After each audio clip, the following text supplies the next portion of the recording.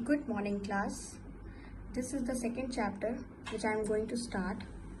Salient features of the Constitution of India. This lecture is for class 9th and this is the second chapter I am starting in civics subject. Without wasting time, salient features of the Constitution I am going to start. This is a book of a Constitution and we will study salient features of the Indian Constitution in this video. The Constitution of India is a unique constitution. Yes, हमारा जो India का constitution है, this is a very unique constitution, क्योंकि मैंने आपको पहले भी बताया था कि कॉन्स्टिट्यूशन का कंपाइलेशन हुआ है. कंपाइलेशन मीन्स कॉन्स्टिट्यूशन जो इंडिया का बनाया गया है वो वर्ल्ड के बहुत ढेर सारे कॉन्स्टिट्यूशन के प्रिंसिपल्स को अप्लाई किया गया. जैसे आयरलैंड का कॉन्स्टिट्यूशन का जो कुछ अच्छा लगा, ब्रिटेन का कॉन्स्टिट्यूशन का पार्लियामेंट्री फॉर्म ऑफ गवर्नमेंट अच्छा लगा, यूएसए का अच्छा लगा रिटन कॉन्स्टिट्यूशन. तो कई कंट्रीज के कॉन्स्टिट्यूशन का कंपाइलेशन है इंडिया का constitution. That is why it is unique constitution. Then salient features in this video we will study. It is a patchwork of a constitution. Lengthiest constitution, lengthy है, written है, बहुत सारे articles हैं. Rigid है, flexible है, change कर सकते हैं अगर वोटिंग होती है और इंडिया में गवर्नमेंट अगर चाहे तो चेंज भी कर सकती है. Federal in structure, unitary in spirit, unitary mean सबके लिए बराबर. सिंथेसिस, काफ़ी रिसर्च हो चुकी है कॉन्स्टिट्यूशन में. After so many research, after application of so many acts, constitution में रिसर्च किया गया है. Fundamental right and DPSP. DPSP is here Directive Principles of State Policy, which we will study later in this video in detail. Secularism. India, we all know India is a secular state. तो India is a secular state. तो secularism क्या कहता है कि सभी जाति के लोग इंडिया में रह सकते हैं. Indian government gives all respect and opportunity equally to all the citizens of India, irrespective of caste, religion. Then universal adult franchise, ये हमारा 18 years के ऊपर अगर जो होते हैं they can be give vote. तो यूनिवर्सल adult franchise कहता है. Single citizenship. नेक्स्ट है single citizenship. Yes, if a citizen of a country, if an Indian का सिटीजन, तो इंडियन सिटीजन को इंडियन सिटीजनशिप मिलेगी. नॉट मतलब एक citizen, a citizen can not acquire two citizenship or citizenship of two country. Indians have a single identity and it means they are living in India, they are speaking Indian language. All citizens have the same rights all over the country. तो separate citizenship नहीं होती, मतलब दो citizenship नहीं हो सकती है किसी इंसान की. A person has only single citizenship. Now we will study the salient features of the Constitution in detail one by one. The lengthiest constitution in the world. If you see here, it is the largest written liberal democratic constitution of the world. Here we can see Jawaharlal Nehru is signing the document. The largest written liberal democratic constitution. Largest भी है, लंबा है, written है, liberal है, सबके लिए है और democratic है. 395 articles and 8 schedules थे, but at present 395 articles and 12 schedules and more than 80 amendments. So that is why this constitution is the lengthiest one and in written form. Second is parliamentary form of government. Parliamentary form of government है. Government responsible है parliament में जो भी कुछ होता है, जो भी डिसीजन होता है इंडिया में, जो भी एक्ट और लॉज बनाए जाएंगे. And that council of ministers headed by prime minister. Prime minister, जैसे हमारे हाथ की 10 उंगलियां होती हैं, वैसे प्राइम मिनिस्टर के हाथ में काउंसिल ऑफ मिनिस्टर्स होते हैं. काउंसिल ऑफ मिनिस्टर्स के हेड होते हैं प्राइम मिनिस्टर, जो कि कलेक्टिवली रिस्पॉन्सिबल होते हैं लोकसभा में. पार्लियामेंट में 2 पार्ट्स होते हैं, लोकसभा एंड राज्यसभा. तो लोकसभा हेड होता है prime minister. In US presidential form of government चलता है, लेकिन president is not responsible to the Congress. Means यहाँ पे प्राइम मिनिस्टर रिस्पॉन्सिबल होता है for the acts and policies of the Indian government.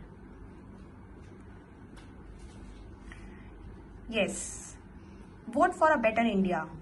People enjoy equal political rights as the India is a republic state. India is a democratic state. Based on these rights, the people freely participate in the process of politics and they elect their government by giving vote. Yes, parliamentary form of government में हम आपको ये दिखाएंगे कि India कोई monarch system से rule नहीं करता या कोई नॉमिनेटेड हेड ऑफ स्टेट से रूल नहीं करता. मतलब हायरकी सिस्टम यहाँ पे नहीं है, कोई क्राउनशिप नहीं है, कोई क्वीनशिप नहीं है. आप देख सकते हो India has an elected state of head of state. India में एक प्रेसिडेंट होता है जो सबका हेड है, जिसके पास काफी पावर होती हैं, बहुत तरीके की पावर होती हैं. We will study in detail in later video. For a fix term of 5 years, 5 साल के लिए वो फिक्स रहता है, इलेक्ट होता है. और जब ये फर्स्ट, सेकेंड, 3, 4, 5 years कंप्लीट होते हैं, after that, after 5 years, people of India indirectly elect their president. तो एक डायरेक्टली इलेक्शन होता है, एक डायरेक्ट इलेक्शन होता है, एक इनडायरेक्ट इलेक्शन होता है. Direct election where the people of India directly participate in election, gives their vote. And indirectly मतलब कि जो एमएलए और मेंबर ऑफ पार्लियामेंट जो इन लोगों ने बनाया है थ्रू डायरेक्ट इलेक्शन, वो लोग इनडायरेक्टली प्रेसिडेंट को इलेक्ट करेंगे. That is why this president election is called indirect election. Now free and fair regular elections are held for electing government. Yes, साफ सुथरा और फ्री, मतलब कोई भी फोर्सफुली नहीं होना चाहिए. For all its activities government ही यहाँ रिस्पॉन्सिबल होती है लोगों के लिए. And the people can change their government through election. Chance मिलता है उनको हर 5 साल में. No government can remain in power which does not enjoy the confidence of the people. Yes, अगर गवर्नमेंट लोगों को खुश नहीं कर सकती, जनता को खुश नहीं कर सकती, जनता का विश्वास यहाँ पे नहीं जीत सकती, तो गवर्नमेंट पावर में नहीं रहेगी. Third, unique blend of rigidity and flexibility. Yes, Indian constitution written है लेकिन बहुत ही फ्लेक्सिबल है. हमारी नेसेसिटी के हिसाब से, जरूरत के हिसाब से लेजिस्लेटिव स्पेशल मेजोरिटी अगर वोटिंग होती है पार्लियामेंट में तो वो चेंजेस हो सकते हैं, जिसको हम लोग अमेंडमेंट्स कहते हैं, चेंजेस कहते हैं. तो 65 years में आप सोचो 98 चेंजेस हो चुके हैं. Fundamental rights. Fundamental rights are in part 3 of constitution. Article 32 कहता है कि हर एक पर्सन को राइट्स मिली है जिसको हम कहते हैं अधिकार. ठीक है, और जब भी फंडामेंटल राइट्स वियोलेट होंगी, मतलब फॉलो नहीं होंगी या गलत इस्तेमाल किया जाएगा या अधिकार नहीं मिलेगा, जिसको हम लोग कहते हैं सिटीजनशिप का अधिकार जो होता है, ठीक है, तो उसके लिए सुप्रीम कोर्ट एक पर्सन मूव कर सकता है, सुप्रीम कोर्ट में केस फाइल कर सकता है if his rights violated. Okay, article 226 provides the same to directly move to high court. Yes, अगर आपको कोई अधिकार नहीं मिल रहा है तो आप हाई कोर्ट में भी केस कर सकते हैं. India is a republic. Constitution grants the right to religious freedom to all the citizen, चाहे वो किसी भी कास्ट के हों, क्रीड के हों, रिलीजन के हों, कलर के हों. कॉन्स्टिट्यूशन सबको बराबर रिलीजियस फ्रीडम देता है to all the Indian citizen. Now these are the rights, 6 rights. Right to equality, right to freedom, right against exploitation, right to freedom of religion, cultural and educational rights, and right to constitutional remedies. Under this part, 3rd C, Articles 20 to 35, फिर article 12 से लेके 35 तक, sorry 12 से लेके 35 तक का article ये सारे राइट्स को कवर करता है. ठीक है, it is called the Indian bill of rights. Initially 7 fundamental rights granted थी, लेकिन उसके बाद right to property fundamental right से हटा दिया गया, अमेंड कर दिया गया एंड 6 हो गई. तो द 6 फंडामेंटल राइट्स आर. तो first we will study about right to equality. Equality before law, equality of opportunity, end of discrimination, abolition of untouchability and abolition of titles. Yes, equality before law, कानून के सामने हर इंसान equal है. ठीक है, all citizens are equal in the eye of law.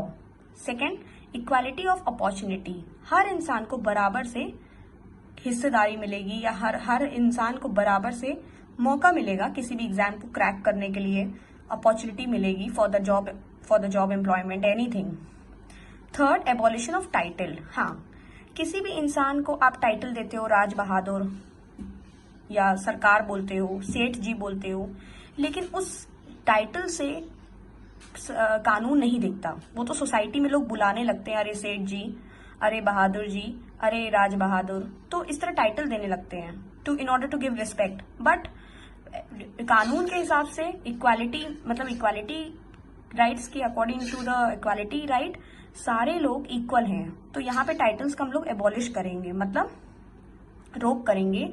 यहाँ पे कानून टाइटल्स को नजरअंदाज करता है। देन एंड ऑफ डिस्क्रिमिनेशन, को किसी भी तरीके का डिस्टिंक्शन नहीं होना चाहिए, डिफ्रेंशिएशन नहीं होना चाहिए, किसी भी दो इंसानों में कंपैरिजन नहीं होना चाहिए। All person are equal in the eye of law. तो एंड ऑफ डिस्क्रिमिनेशन। नेक्स्ट है एबॉलिशन ऑफ अनटचेबिलिटी। हाँ, छुआछूत नहीं होना चाहिए। अपर कास्ट लोअर कास्ट में जो डिस्क्रिमिनेशन है वो सब खत्म। लॉ बिल्कुल इसको नहीं मानता। Abolition of untouchability, all citizens are equal whether irrespective of their caste. Next, right to freedom, आप पढ़ सकते हो, आप देख सकते हो, फ्रीडम ऑफ स्पीच है, किसी भी इंसान को बोलने का हक है। They can express their view, assemble peacefully, residence in any part, कहीं भी रह सकते हैं, कहीं भी एकत्र होकर बात कर सकते हैं। Protection in conviction for offence, right to education up to age 14 is compulsory. Move freely in India, आप कहीं भी मूव कर सकते हो इंडिया में। ऐसा नहीं है कि आपको परमिशन लेना पड़ेगा गवर्नमेंट से कि हमें यहाँ जाना है, हमें वहां जाना है। In India you can move freely. You can form association freely, कोई भी ऑर्गेनाइजेशन एसोसिएशन बना सकते हो। Freedom of trade off occupation, किसी भी काम, कोई भी तरीके का काम कर सकते हो।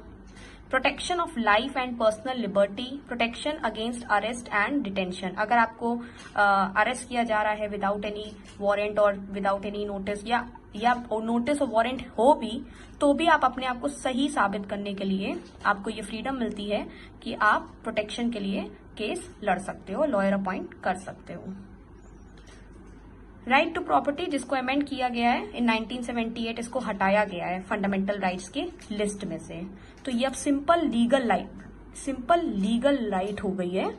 अब ये फंडामेंटल राइट्स के लिस्ट में नहीं आती।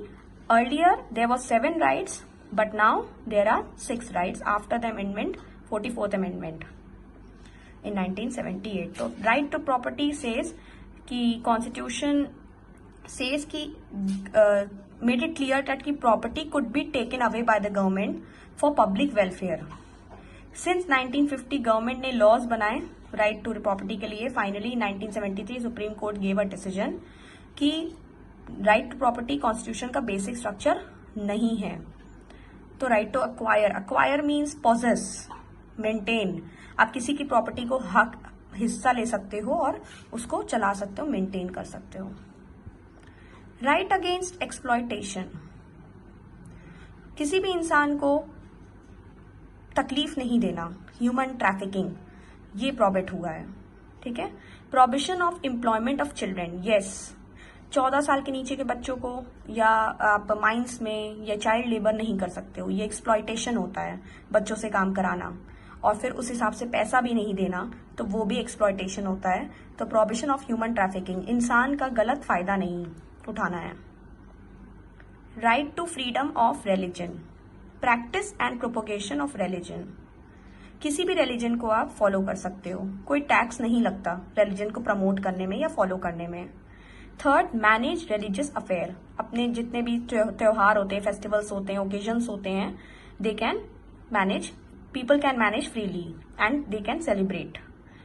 रिलीजियस इंस्ट्रक्शंस इन इंस्टीट्यूशंस में बहुत सारे धार्मिक बातें होती हैं, धार्मिक फॉलो कराया जाता है, लोगों को याद दिलाया जाता है कि हमारा धर्म क्या कहता है। तो ये सारी फ्रीडम इन सब चीजों के लिए मिली हुई है इंडिया में। Next, cultural and educational rights, protection of minorities, जिनका जो रिलीजन माइनॉरिटी है उनके भी उनके लिए भी काफी ध्यान रखा गया है कॉन्स्टिट्यूशन में, इनको भी कल्चरल बराबर से एजुकेशनल मिलने का हक है। राइट ऑफ माइनॉरिटीज इंस्टीट्यूशन, बहुत सारे माइनॉरिटीज इंस्टीट्यूशंस हैं, उनको भी कल्चरल एजुकेशनल राइट्स मिलेगी। माइनॉरिटीज इन द से बहुत सारे मेजॉरिटी में ना हो, जो भी रिलीजन मेजॉरिटी में नहीं है, उनको ऑकवर्ड फील ना हो और उनको वो फील ना हो कि उनको इंडिया में बराबर से हिस्सा अपॉर्चुनिटी नहीं मिल रही है इक्वली, तो उनके लिए भी कल्चरल एजुकेशनल राइट्स है। Right to constitutional remedies, right to constitutional remedies, article 32। This is the last article dealing with the fundamental rights, but it is probably the most important one because this right says that the citizens' right to seek help, legal help, if any of the other rights are violated by the state। मतलब कोई भी state government, जितनी भी rights मैंने अभी आपको पहले बताई, अगर कोई अधिकार किसी सिटीजन को नहीं मिलता है, वियोलेट होता है, तो he can move to supreme court and the high court, because supreme court and high court are the guardian of the fundamental rights. तो फंडामेंटल राइट्स वो फॉलो करवाते हैं, एप्लीकेबल कराते हैं, मेक श्योर कि फंडामेंटल राइट्स सभी citizens को मिले। तो the citizen can move to high court and supreme court and sue the case against that authority, the one who is misusing it's authority, और जिसका भी अधिकार छीना जा रहा है, तो अपनी राइट्स को इन्फोर्स करने का हक है सिटीजन को। तो this is right to constitutional remedies.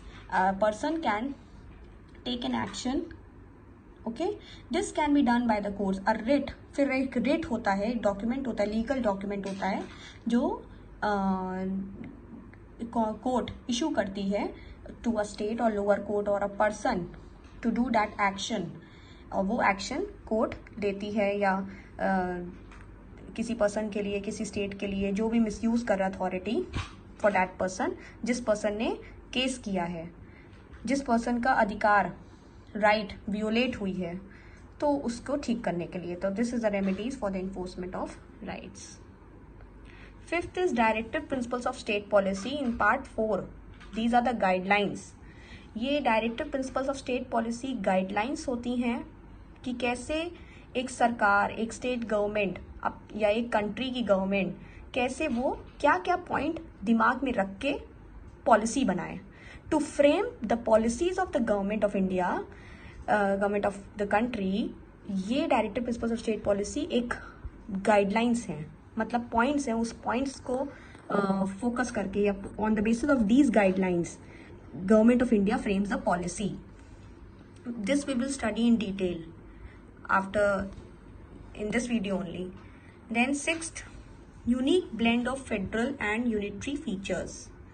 हाँ, नॉर्मली कॉन्स्टिट्यूशन एक फेडरल है, बट इमरजेंसी में ये यूनिटरी भी हो जाता है, मतलब कि इमरजेंसी के टाइम कुछ सारी राइट्स प्रोहिबिट कर दी जाती हैं, कुछ सारी एज द केस में भी। तो ऐसा नहीं है कि फेडरल है, फेडरल तो है ही है, सबके लिए तो फॉलो होता ही equally, universal in nature, but during emergency it becomes unitary, person to person vary करने लगता है। Adult suffrage universal adult franchise, ये मैंने आपको स्टार्टिंग में बताया था कि voter can give vote after the attainment of 18 years of age। There is no discrimination in relation to education, gender, property, rich और पुअर, कास्ट, क्रीड, नथिंग। इंसान अगर कोई भी बंदा, कोई भी पर्सन 18 years अटेन कर लिया है, चाहे वो वुमन हो, चाहे मैन हो, चाहे कोई भी हो, किसी भी रिलीजन का, वो वोट दे सकता है। He is liable to give vote. Independent judiciary, yes, judiciary independent है। जुडिशरी एक गार्जियन है फंडामेंटल राइट्स को प्रोटेक्ट करने के लिए, make sure that every person is getting their right और not. No authority can misuse their right, misuse any human. तो independent judiciary. Secular state, no religion is recognised as a religion of state. ठीक है, किस मतलब कि India is a secular state है, तो state regulates relationship between man to man, भाईचारा का मतलब प्रतीत रखें, स्पिरिट ऑफ ब्रदरहुड होना चाहिए, नॉट मैन टू गॉड। इंसान को man can serve other man, है ना, secular state. Single citizenship, I already told in this lecture in starting, provision of single citizenship है. US में provision dual citizenship होती है, both for the country and both for the state, but in India there is a single citizenship. Fundamental duties, code of 10 fundamental duties which we will study in detail in this video only at last. India is a secular state. Further, Indian secularism guarantees equal freedom to all religion. सारे धर्म के लोग बराबर से India में रह सकते हैं. Hinduism, Jainism, Buddhism, Sikhism, Islam, Christianity, all religion can live freely in India. Okay, India gives a special status to no religion. मतलब कोई religion नहीं होना चाहिए, nationalism होना चाहिए. There is no such thing as a state religion of India. ऐसा कोई state नहीं है जो स्टेट रिलीजन इंडिया, मतलब कि कोई एरिया वाइज नहीं है state religion. India gives special status to no religion. कोई रिलीजन स्टेट नहीं है यहाँ पे, सारे धर्म पूरे इंडिया में रहते हैं. India is the world's largest working democracy. In formulating the constitution of India, founding fathers used several sources. और कॉन्स्टिट्यूशन को बनाया कौन? B.R. Ambedkar Rao. Now with all these features which we studied, Indian Constitution एक best suited Constitution है India, environment के लिए, India के लिए. Constitution ने इंडिया को help किया to make democratic, to make secular, to organize and run the government and administration in an effective way, both in times of peace and war. Basic structure जो constitution का है, fundamental features जो उन्होंने भी पढ़ा, preamble पढ़ा, fundamental rights पढ़ा, अभी directive principles we will study, secularism पढ़ा, federalism, republicanism and independence of judiciary, rule of law and liberal democracy. ये सारे स्ट्रक्चर, ये सारे जो बेसिक पॉइंट्स है कॉन्स्टिट्यूशन के, this makes Indian government to run in efficiently in peace, in war time also. Now this is the fundamental duties of Indian citizen: to abide by the constitution and respect. Yes, एक person की duty है ये सारे follow करने के लिए. If a person is getting the rights from the constitution, then the person is liable to do duties towards India. So the first is to abide by the constitution. वो constitution से घेरित है, bound है, और वो सारे idols, institution, national flag, national anthem follow करेगा, respect करेगा उनकी. Second, to uphold and protect the sovereignty, unity and integrity of India. Person is liable to protect the sovereignty. India की जो सोवरिटी, क्वालिटी, यूनिटी होती है, integrity, आन बान शान मेंटेन रखना है. इंडिया की हमेशा तरक्की पे ध्यान देना है. To promote harmony and the spirit of common brotherhood among all the people of India. Yes, भाईचारा का प्रतीक रखना है, स्पिरिट ऑफ ब्रदरहुड होना चाहिए, डिग्निटी ऑफ वुमेन को भी रिस्पेक्ट करनी चाहिए. To protect and improve the natural environment including forest, lake, river, wild. India में जो जो चीज़ें हैं, भूमि में जो जो चीज़ें हैं, forest, lake, river, wild life, है ना, लिविंग क्रिएचर्स जितने भी हैं जो हमारे इन्वायरमेंट को इको फ्रेंडली रखते हैं, उनको प्रोटेक्ट करना है, इम्प्रूव करना है, हंट नहीं करना है. To safeguard public property and to observe violence. लड़ाई झगड़ों से दूर रहना है. पब्लिक प्रॉपर्टी जैसे पब्लिक मॉन्यूमेंट्स हो गए, ठीक है, पब्लिक बिल्डिंग्स हो गई, पार्लियामेंट हो गया, रेड फोर्ट हो गया, ताजमहल हो गया, पब्लिक प्रॉपर्टी को भी सेफगार्ड रखना है, ठीक है, वहां पे थूकना नहीं है. To cherish and follow the noble ideals which inspired our national struggle for freedom. बहुत सारे टॉपिक्स हैं, जैसे रानी लक्ष्मीबाई की बातें हैं, महाराणा प्रताप, नाना साहेब, मंगल पांडे, भगत सिंह, गांधी जी, जो भी हमको नेशनल फ्रीडम दिलवाए हैं, जिसने देश को आज़ाद कराया है, उनको हमेशा याद करें. एक इंडियन सिटीजन की ड्यूटी है. To defend the country, country को हमेशा बचाएं. Render national service when called up to do so. जब कभी मौका मिले नेशन को अपनी सर्विसेज दें, क्योंकि हम उस भूमि में रहते हैं. हम कुछ भी करेंगे बहुत कम है. जो लोगों ने इतना देश को आजाद करने के लिए अपनी जान तक दे दिया, तो we should always ready to defend the country and to do anything for the sake of motherland. जैसे अभी हम लोग देश के लिए ही घर बैठे हैं, स्टे होम स्टे सेफ बोला जा रहा है ना, एंड प्रोटेक्ट द नेशन. ठीक है, तो ये एक बहुत बड़ा मौका है इंडिया, घर में रह के आप दूसरे लोगों को उस कोरोना वायरस से बचा रहे हो। आप खुद भी घर पे रहो और लोगों को भी रहने दो, सो डैट कि आप बाहर जाओगे तो आपको भी होगा तो दूसरे को भी होगा। तो इस तरीके से हम देश को कैसे बचा रहे हैं, देश को रूइन कर रहे हैं। तो इट्स बेटर कि टू स्टे होम, इसीलिए कहा जा रहा है जितना हो सके घर पे बैठे। Next is to value and preserve the rich heritage of our composite culture. India having the diverse culture, variety of languages spoken in India. तो इंडिया में इतने ढेर सारे कल्चर, इतने ढेर सारे वेराइटी ऑफ रिलीजन रहते हैं, वेराइटी ऑफ लैंग्वेजेस बोली जाती है, उसको हमें प्रिजर्व करना है। हमें इंडिया की जो परंपरा है उसको हमेशा वैल्यू देनी है और उसको आगे बढ़ाना है। To develop the scientific temper humanism मतलब ह्यूमन स्पिरिट होनी चाहिए, स्पिरिट ऑफ ब्रदरहुड होनी चाहिए, spirit of inquiry and reform. Scientific temper मतलब हमेशा इंडिया को डेवलप करने के लिए सोचना चाहिए। स्पिरिट ऑफ अगर कुछ लड़ाई होती है तो क्यों हुई, कैसे हुई, क्या प्रॉब्लम है, और उसको हमेशा नए फॉर्म में यूनाइट करें। Last, to strive towards excellence in all sphere of individual and collective activity so that the nation constantly rises to higher level of endeavor and achievement. Yes, हमेशा अपना बेस्ट दें। हमेशा कहीं भी इंडिया जैसे अपने आप को प्रेजेंट करता है, चाहे वो स्पोर्ट्स गेम में हो, ओलंपिक्स में हो, चाहे वो कला में हो, चाहे साइंटिफिक डेवलपमेंट में हो, टेक्नोलॉजी में हो, हमेशा कलेक्टिव एक्टिविटी या हो या इंडिविजुअल हो, आप भी कुछ अगर इंडिया का नाम बढ़ाने के लिए कुछ कर रहे हो तो हमेशा अपना बेस्ट दें ताकि नेशन हमेशा ऊंची उड़ान उड़े और नेशन कॉन्स्टेंटली राइज करे अपने हायर लेवल अचीवमेंट को पाने के लिए। These are the fundamental duties of the citizen. Now next, directive principles of state policy. Directive principles of state policy, listen children, बहुत बच्चे कंफ्यूज होते हैं कि ये क्या है, प्रिंसिपल्स हैं। ये प्रिंसिपल्स, ये वो पॉइंट्स हैं, ये वो गाइडलाइंस हैं जो कॉन्स्टिट्यूशन में लिखी गई हैं कि जैसे कोई भी सरकार होगी, कहीं की भी सरकार होगी इंडिया की, वो जब पॉलिसी बनाएगी तो वो ये सारी गाइडलाइंस को ध्यान में रख के बनाएगी, जो भी रूल्स बनाएगी। तो these guidelines are not justiciable, they are the parts of the constitution, लेकिन इन्फोर्सेबल नहीं है।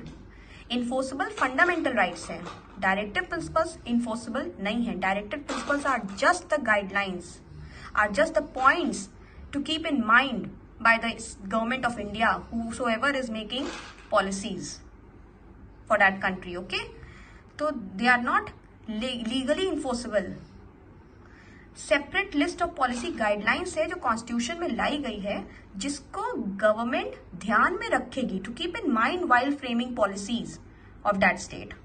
ओके, तो ये these are just the guidelines, these guidelines called directive principles of state policy. हम ये कह सकते हैं कि ये जो प्रिंसिपल्स हैं, ये जो गाइडलाइंस है, ये डायरेक्ट करती हैं, डायरेक्ट किसको करती हैं? स्टेट गवर्नमेंट को, जब वो स्टेट पॉलिसी बनाती है। ओके,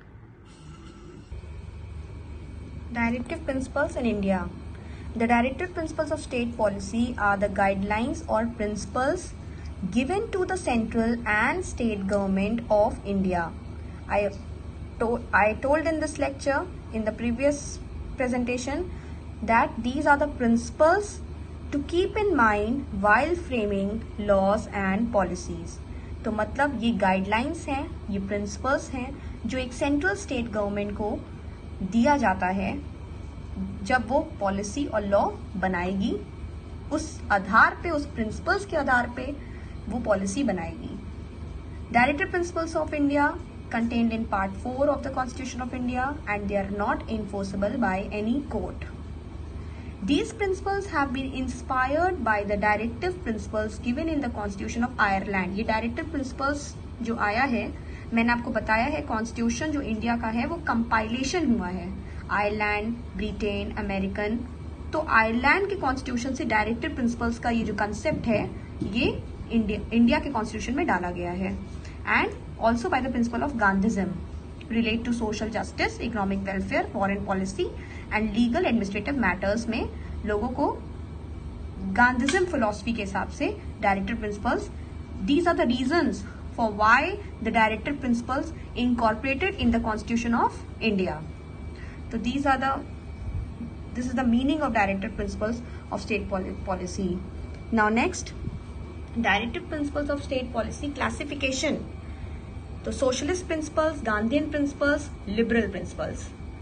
तो ये सारे articles हैं जो इन principles को deal करते हैं. First we will study social principles. Social principles to promote welfare of the people by securing social orders, ठीक है, and to minimise inequalities in income. जितने भी सोशल इवल्स हैं, income discrimination, status discrimination, facilities and opportunities जो upper cast को मिलती है और लोअर कास्ट को नहीं मिलती, वो सोशल प्रिंसिपल्स डील करेगा. The state shall in particular direct its policy toward securing that the citizens whether men whether women equally have the right to live to educate means of livelihood. Ownership and control of the material resource of the community are so distributed ताकि सबको बराबर से मिले. C. Operation in the of the economic system does not result in the concentration of wealth and means of production to the common detriment. मतलब कि economic system भी ऐसा चले कि किसी भी हिसाब से अनइक्वल डिस्ट्रीब्यूशन ऑफ वेल्थ नहीं होना चाहिए. कॉमन गोल के लिए प्रोडक्शन भी हो रहा हो, वेल्थ का डिस्ट्रीब्यूशन भी हो रहा हो, ऐसी पॉलिसी इम्प्लीमेंट करनी है गवर्नमेंट को. इक्वल पे होनी चाहिए फॉर इक्वल वर्क. उन्होंने हमेशा गवर्नमेंट ने इक्वल स्लैब बना के रखा है, इस काम के लिए इतना, चाहे वो मैन हो चाहे वुमेन हो, कोई भी मैन और वुमेन का जेंडर का डिस्क्रिमिनेशन नहीं होना चाहिए. There should be equal pay to all. Health and strength of workers कैसी होनी चाहिए, मेन एंड वुमेन कैसे काम करेंगे, कितना काम करेंगे, कितने लिमिट तक काम करेंगे, चिल्ड्रेन कितने एज तक एब्यूज नहीं होने चाहिए और ये कब काम करेंगे. Citizens are not forced by the economic necessity. किसी भी सिटीजन को आप फोर्सफुली काम नहीं करा सकते और किसी एवोकेशन में ना चाहते हुए उसके एज के हिसाब से या स्ट्रेंथ नहीं, उसकी कैपेसिटी नहीं है वो काम करने की, तो भी आप फोर्सफुली काम नहीं करा सकते हो. ये आर्टिकल 39 सोशल प्रिंसिपल्स कहता है. Then the last, to promote equal justice and to provide free legal aid to poor. Aid means advice. Equal justice होनी चाहिए, सबको बराबर से मौका मिलना चाहिए, बराबर से पे मिलनी चाहिए, जितनी उसकी कैपेसिटी है वर्क करने की उतना ही काम करा के उसी हिसाब से equal work equal pay for equal work करना चाहिए. And to promote equal justice, सबको इंसाफ बराबर से मिले, कोई रिच एंड पुअर का डिस्क्रिमिनेशन नहीं होना चाहिए. There should be no rich and poor discrimination, there should be no caste discrimination, there should be no gender discrimination, and to provide free legal advice to poor person.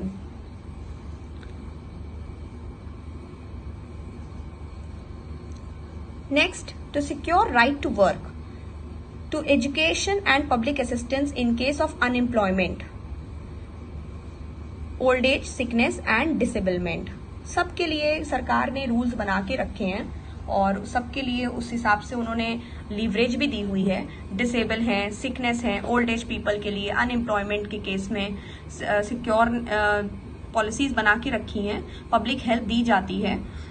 To make provision for just and humane condition for work and maternity relief भी government ने provision उसके लिए भी बना के रखा है कि किस कंडीशन में कौन सा इंसान काम करेगा, कैसा एनवायरमेंट होना चाहिए काम करने का, रिफ्रेशमेंट होना चाहिए, कितनी देर तक काम करेगा, उसके बाद लंच होगा. और औरतों के लिए, लेडीज के लिए मटर्निटी रिलीफ प्रोविजन भी गवर्नमेंट ने रूल्स दिए हुए हैं.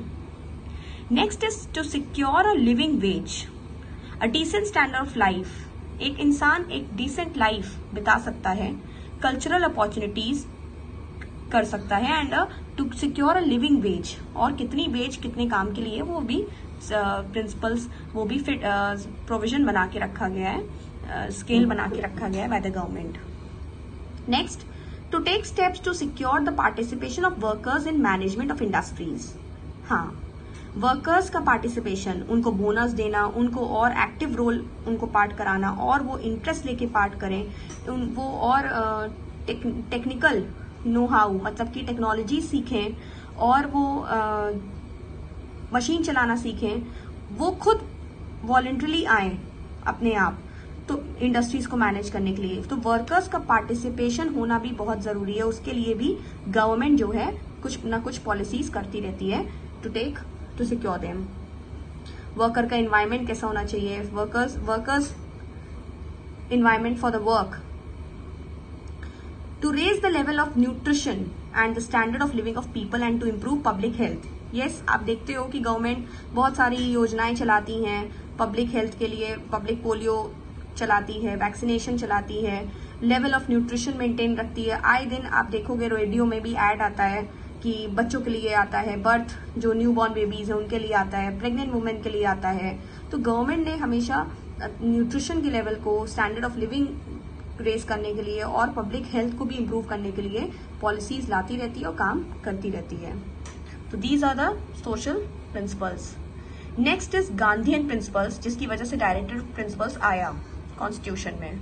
विलेज पंचायत ऑर्गेनाइज करना, to promote cottage industry so that village people can be independent, to promote cooperative society, promotion of educational and economic interest of SC, scheduled caste, scheduled tribes and other weaker sections of society so that these SC, ST and other weaker sections of the society अपने आप को हिमुलेट ना करें, अपने आप को lower ना feel करें, और इनको भी एजुकेशनल इकोनॉमिक इंटरेस्ट दिया गया है, इनको भी हमेशा लिवरेज दिया गया है, इनके मार्क्स में, इनकी फीस में गवर्नमेंट ने दे के रखा है। To bring about the prohibition of intoxicating drinks and drugs that are injurious to health. Health के लिए जो भी हानिकारक है, इंजूरियस मीन्स हानिकारक, जो हेल्थ के लिए अच्छा नहीं होता, तो ड्रिंक्स और ड्रग्स को हमेशा हाई रेट, गवर्नमेंट ने ज्यादा टैक्स लगा के उसको हाई रेट बना के रखा है ताकि ये हाई कॉस्ट में मिलेगी तो कम से कम लोग उसको अपनी आदत बनाएंगे। तो प्रोहिबिट करने के लिए ऑफ इनटेकिंग इंटॉक्सिकेटेड ड्रिंक्स, उसके लिए भी प्रोहिबिट करने के लिए रूल्स है। लेकिन अब वो प्रोहिबिट नहीं कर सकती, वो टोटली प्रोहिबिट नहीं कर सकती, लेकिन हाँ हाई टैक्स करके वो कुछ हद तक प्रोहिबिट करती है कि बहुत सारे सभी लोग ना पिए। अगर इतनी महंगी रहेगी तो ज्यादातर लोग नहीं पी पाएंगे। Organisation of agriculture and animal husbandry on modern scientific lines to prohibit the slaughter of cows, calves and other milch and draught animals. Yes, cows और बफलोज को नहीं मारना है, उसके लिए प्रोहिबिशन रूल्स हैं, गवर्नमेंट ने बनाया है। और एग्रीकल्चर को ऑर्गेनाइज और उसकी साइंटिफिक जो टेक्नोलॉजीज होती हैं कि कैसे एग्रीकल्चर प्रोडक्शन मल्टीप्लाई हो, to increase the agriculture production and to increase the supply of agriculture products, उसके लिए साइंटिफिक लाइन्स लाई है, साइंटिफिक पॉलिसीज लाती है और सब्सिडीज भी देती है फार्मर्स को गवर्नमेंट। तो these are the Gandhian principles. Next है liberal principles.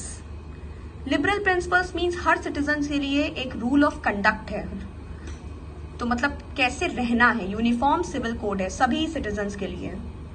Provide free and compulsory education for children below 14 years, ये कंपल्सरी एजुकेशन है, कहीं कहीं खाना भी मिलता है सरकारी स्कूल्स में।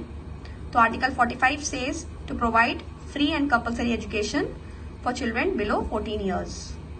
Separation of judiciary from executive, ये पॉइंट बहुत कुछ कहता है, ये 5 वर्ड हैं बट ये बहुत डिटेल कहता है, आप लोग को इसको समझने की बहुत जरूरत है।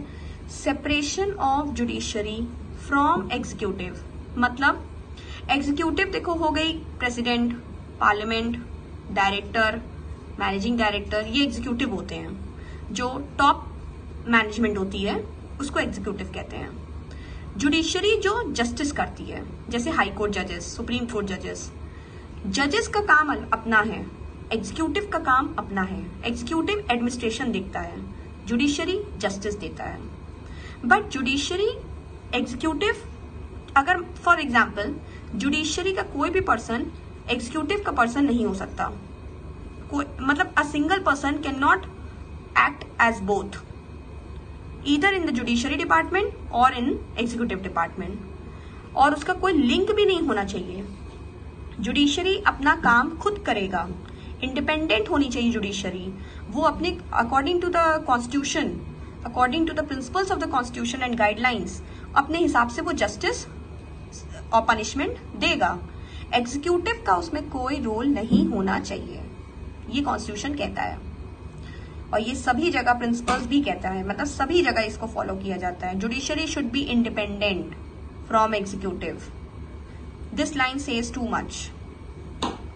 Article 51 to promote international peace and unity, unity होनी चाहिए, to promote international peace and unity. Implementation of DPSP, कहाँ directive principles of state policy implement होता है? इंप्लीमेंट मतलब फॉलो होता है।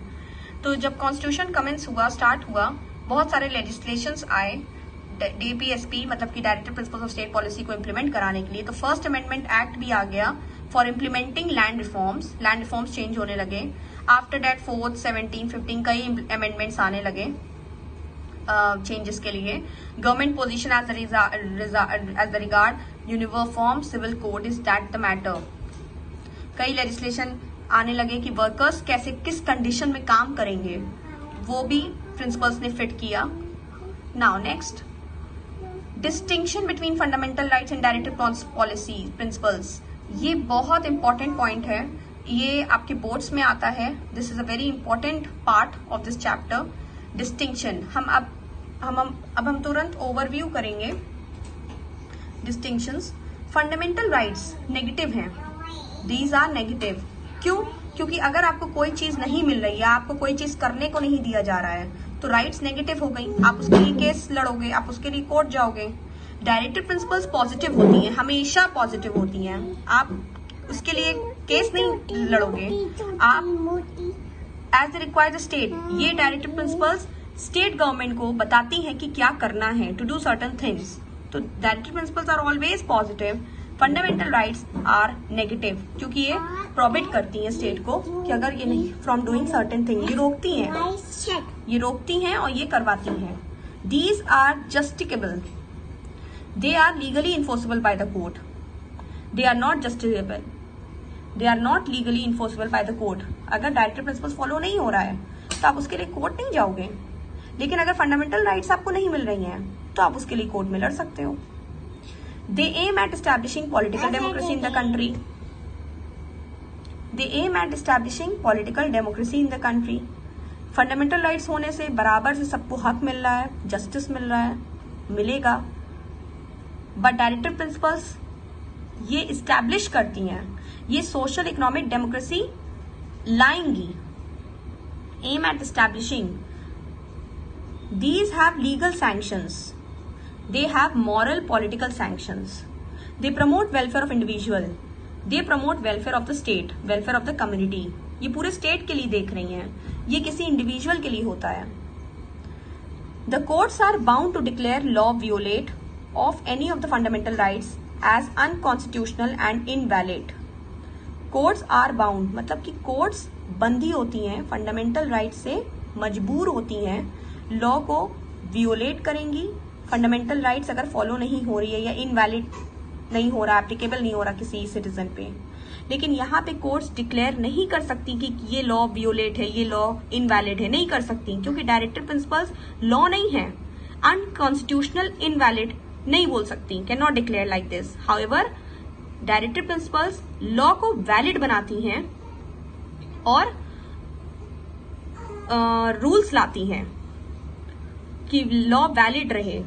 But courts are bound to declare a law. Courts यहाँ पे किसी भी कानून को वियोलेट कर सकती हैं, अगर कोई फंडामेंटल राइट्स उनको लगता है कि अब ये गलत है, इनवैलिड है, तो उस लॉ को हटा सकती है, इनवैलिड कर सकती है।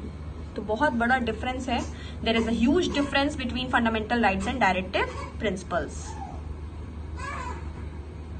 This is the relationship between them. ये दोनों साथ साथ चलती हैं। Fundamental rights and directive principles are complementary to each other. Fundamental rights government को रोकती हैं from doing certain things, but directive principles of state policy government को फोर्स करती है कि आपको ये काम करना है। Fundamental rights mainly protect the rights of individual. किसी इंसान के अधिकार को प्रोटेक्ट करने के लिए फंडामेंटल राइट्स हैं जो कॉन्स्टिट्यूशन में इनकॉर्पोरेटेड हैं। While directive principles of state policy society को अच्छा बनाना है, सोसाइटी को इक्वल बनाना है, डेमोक्रेटिक बनाना है। कैसे बनाना है वो गवर्नमेंट को रूल्स बताती हैं, ये directive principles of state policy होती हैं। I hope you all well understood this chapter. Now this is the end.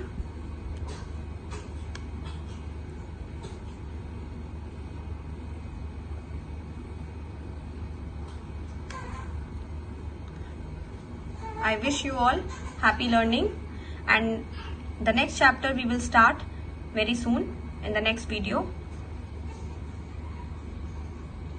And I'll give you the assignment also to give answers of the given questions. You all will write on your notebook, and when the school will reopen, I'll check it. I'll give you the assignment photo very soon.